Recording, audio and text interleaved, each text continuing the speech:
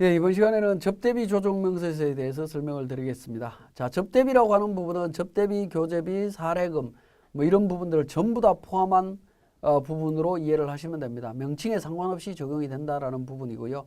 접대비 같은 경우에는 그 규제 요약을 잠깐 보면 정빙이 없는 경우에는 전액 필요경비 불산입 처리를 합니다. 그리고 일반적 영수증을 수취한 부분하고 신용카드 수취 부분을 구분하게 되는데요. 일반 영수증은 건당 금액이 10,000원을 초과하는 경우에는 필요경비 불산입하도록 되어 있습니다. 건당 10,000원 이하인 경우에는 신용카드 접대비하고 합쳐서 한도 초과액이 발생하게 되면 필요경비 불산입 인출로 처리하고요. 한도 미달이 나오게 되면 필요경비로 인정이 된다라고 보시면 되겠습니다. 그래서 접대비는 증빙 여부부터 굉장히 중요하다라고 보시면 되겠고, 우리 교재에 보시면 접대비 범위에 대한 내용이 나옵니다. 접대비로 보는 경우에서 내용이 나오는데, 자, 상품권 구입했을 때 어떻게 되느냐. 발행법인으로부터 직접 구입해서 타인에게 무상으로 제공하는 경우에는 접대비로 봅니다. 그 다음에 약정에 의한 채권 또는 일부를, 채권의 전부 또는 일부를 포기했을 때에는 기부금 또는 접대비로 본다라는 겁니다. 자, 접대비로 보지 않는 경우도 있습니다. 사업자가 부담해야 할 성질의 접대비를 사업자가 지출한 것은 이를 접대비로 보지 않습니다. 대표자가 해야 되는 부분이 되겠죠. 자, 나번에 사업자가 광고 선전 목적으로 견본품 등을 이제 특정인에게 불특정 다수에게 기증하는 지출비는 광고 선전비입니다. 근데 특정인에게 기증하는 물품의 경우에는 연간 3만 원 이내에 대해서는 이 부분에 대해서는 인정을 합니다. 광고 선전비로 보겠다라고 이해를 하시면 되겠습니다. 자, 접대비 평가나 귀속 시기는 생략을 하고요. 신용카드 등 수취 의무 면제 접대비가 되겠습니다. 자, 이 부분 면제하고 있기 때문에 신용카드 등 사용 접대비를 보고 세무조정을 하시면 됩니다. 자, 거래처 매출 채권 포기, 사전 약정이 없거나 특정 거래처에 대해서만 지급하는 판매 장려금 이런 부분들, 그 다음에 채무의 대위 변제 등 실태상 금품 등의 지급 행위가 수반되지 아니하여 이제 증빙을 구할 수 없는 의제 접대비 이런 부분들, 그 다음에 현물 접대비,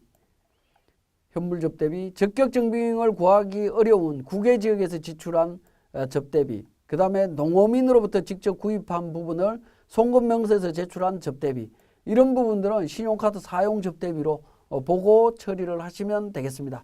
특히 농어민 접대비 같은 경우에는 우리 저교에 보면 저교 수정이라든가 아니면 이미 등록되어 있는 13번 농어민 지출 접대비를 저교를 사용하게 되면 전부 다 인정이 된다라고 보시면 됩니다. 이 경우에는 명세서 제출 제외 대상 내역에서 송금 명세서 제출분을 선택해서 관련 정보 등록해야 되고 제출을 해줘야 됩니다. 법인세 소득세 신고할 때 제출을 해줘야 된다라는 부분이고요.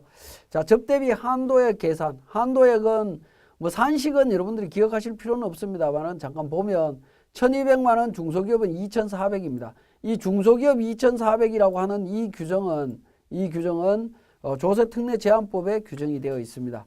이 금액과 수익금액 기준으로 적용하도록 되어 있습니다. 수익금액에 대한 적용률은 나와 있고요.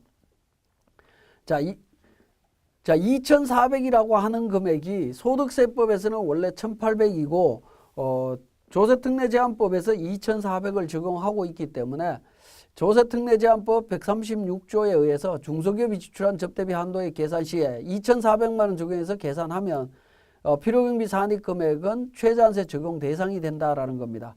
그러면 최저한세 적용 대상 금액이 얼마냐 하는 부분인데요. 자, 조세특례제한법상의 접대비 한도액하고 실제 지출한 접대비 금액하고 둘 중에 작은 금액과 소득세법상의 접대비 한도액, 조세특례제한법에 의한 문화접대비 필요경비 인정에 더한 금액 중에 차이 금액과 제로 금액 중에 큰 금액을 최저한세 적용 금액으로 이해를 하시면 됩니다. 자, 이렇게 계산한 금액은 최대치가 600만 원 계산이 됩니다. 600만 원 계산이 되고요.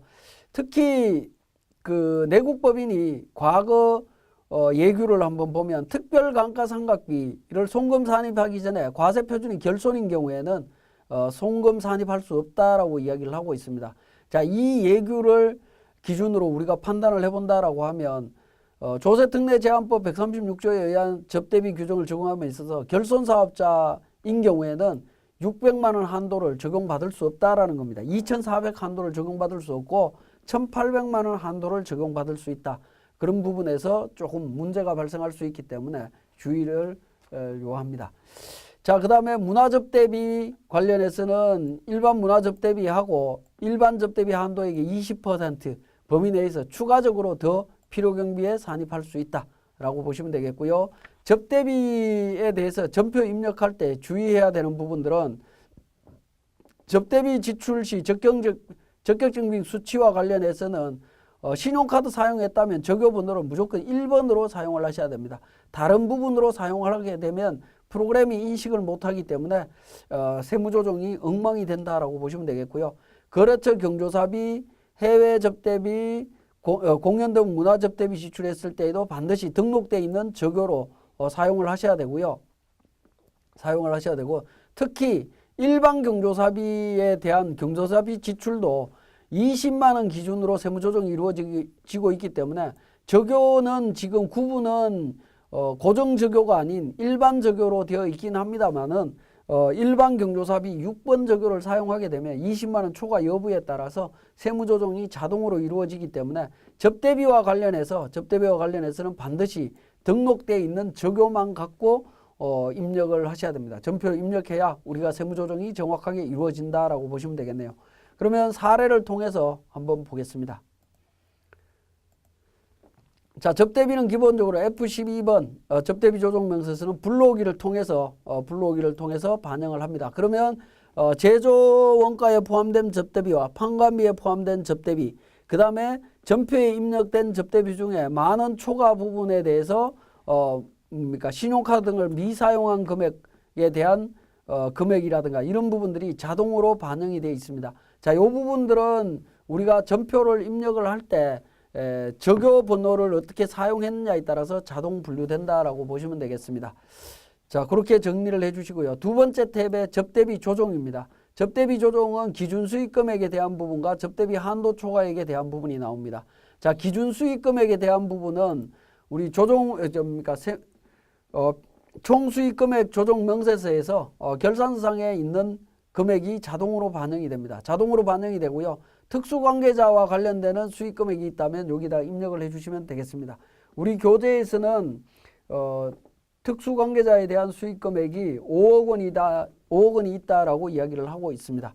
자, 그리고 접대비에 대한 부분에 있어서 조금 특이한 부분이 하나가 있습니다. 법인하고 달리 좀 특이한 부분이 있는데 그 부분을 우리 교재를 통해서 한번 정리를 해드리면, 자, 접대비에 대한 부분에 있어서 보시면 거주자가 2 이상의 사업장이 있는 경우에 접대비 한도 계산 시에 기본 한도 1,200이나 2,400에 대해서는 사업장별 수익금액 비율로 안분 계산하도록 되어 있습니다. 안분 계산해야 되는 부분이기 때문에 사업장이 한 군데밖에 없다면 그대로 진행하시면 되겠지만 사업장이 2곳 이상이다라고 하면 별도로 안분 계산을 해 주셔야 되는데 그 안분 계산의 의미를 한번 보시면, 자, 복수 사업장 접대비 한도 계산에 있어서 사업장 A라는 곳, B, C 세 군데의 사업장이 있습니다. 기장 여부 A, B는 기장을 하고 C는 추계로 신고한다라고 합니다. 이때 추계로 신고하는 사업장은 수익 금액이 없는 걸로 보면 됩니다. 그럼 제외시키시면 되겠고요. 자, 기장에 의해서 신고하는 3억과 2억 원에 대해서는 기본 한도 중소기업일 때 2,400만 원에 대한 부분을 수익 금액 비율로 안분 계산하도록 되어 있습니다. 수익 금액 비율로 안분 계산해서 금액을 계산을 합니다. 자, 이렇게 계산을 하게 되는데요. 만약에 수익 금액 비율로 안분 계산하고 수익 금액 기준에 적용률을 다 적용해서 접대비 한도를 계산했는데 A 사업장은 500만 원 한도 초과가 났다라고 하면 500만 원 필요경비 불산입입니다. 근데 B 사업장은 300만 원 한도 미달이 나오게 되면 한도 미달은 그냥 소멸한다라는 거죠. 그래서 복수 사업장이 있을 때는 기본 한도에 대한 부분을 안분 계산하는 과정을 반드시 거쳐야 됩니다. 이때 안분 계산할 때 추계 사업장의 수익 금액은 없는 걸로 봅니다. 빼고 계산하시면 되겠고요. 또 A, B 사업장 중에 공동사업장이 있다라고 하면 공동사업장의 수익 금액도 없는 걸로 봅니다. 단독 사업장을 계산할 때는 없는 걸로 봅니다. 근데 공동사업장 자체의 접대비 한도에 계산할 때는 당연히 공동사업장 수익 금액 기준으로 안분 계산해 주시면 됩니다. 그리고 사업장별 한도 초과액과 관련해서는 서로 통산하지 않는다라는 부분, 이 부분 때문에 복수사업장의 경우에는 반드시 안분 계산이 필요하다라는 겁니다. 자, 그러면 우리 프로그램을 통해서 다시 한번 내용을 살펴보시면, 자, 복수사업장이 있다라고 돼 있죠. 우리 교재 139페이지에 타 사업장 수익 금액이 3억 5천이 있는 걸로 돼 있습니다. 그러면 F4번 복수사업장 재계산이라고 하는 버튼을 통해서 3억 5천을 입력을 합니다. 3억 5천을 입력하고 탭을 누르게 되면 중소기업이나 일반 기업의 1200, 2400에 대한 금액이 안분 계산으로 적용된 것을 확인하실 수가 있습니다. 그리고 복수사업장의 수익 금액을 입력하게 되면 오른쪽 상단 부분에 복수사업장이라는 메뉴가 보이고 있습니다. 그리고 우리 회사는 지금 중소기업이라고 되어 있죠. 중소기업 여부는 등록하는 부분은 회사 등록에서 중소기업 여부를 이미 선택을 했습니다. 선택해서 적용을 했다라는 부분이고요. 자, 그 다음에 접대비 한도 초과액 조정에 있어서 문화접대비에 대한 부분, 우리 문화접대비 300만 원 있기 때문에 300만 원 추가로 적용을 했습니다. 적용을 해서 접대비 한도 초과액을 계산을 했고요. 자, F3번 조정 등록을 통해서 신용카드 미사용 금액과 접대비 한도 초과에 대한 부분 세무조정을 반영을 했습니다. 자, 우리 교재에 있는 내용을 보고 잠깐 추가적인 내용을 좀 설명을 드리겠습니다. 자, 교재에 있는 내용은 최저한세 적용 접대비가 되겠습니다. 자, 우리 사례를 통해서 최저한세를 계산한다라고 하면, 자, 조세특례제한법에 의한 접대비 한도가 2,700만 원에 해당되는 금액이고요. 실제 지출한 금액 3,500입니다. 요 둘 중에 작은 금액 2,700이 되죠. 2,700과 소득세법상의 접대비 한도액하고 조세특례제한법상의 문화접대비 필요경비 인정금액 요 두 개를 더한 금액이 1,970만 원입니다. 자, 그 두 개를 비교해서 정리를 하게 되면